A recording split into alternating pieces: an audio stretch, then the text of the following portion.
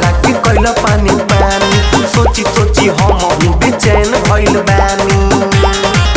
हम सुतल बानी ओढ़ के रजैया, चढ़ल बा बुखार, चढ़ल बा बुखार तनी भेजी त दवैया।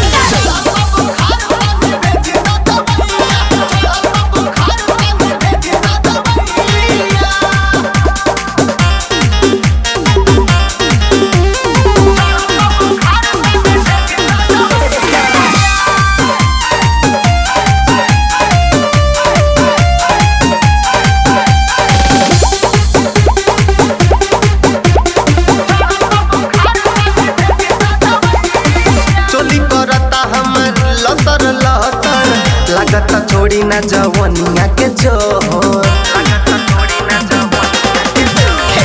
चोली करता हमार लसर लसर। लागता छोड़ी ना जवनिया के जोर, देखी बहुत दुखाता मोर करिया। चढ़ल बा बुखार, चढ़ल बा बुखार तनी भेजी त दवैया।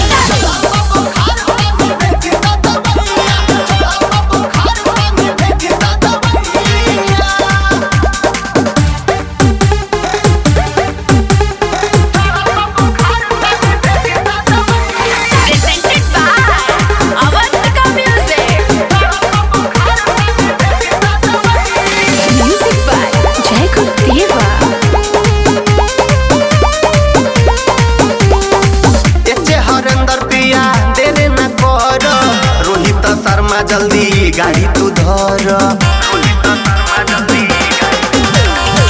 एचे हरेंद्र पिया देरे न कर।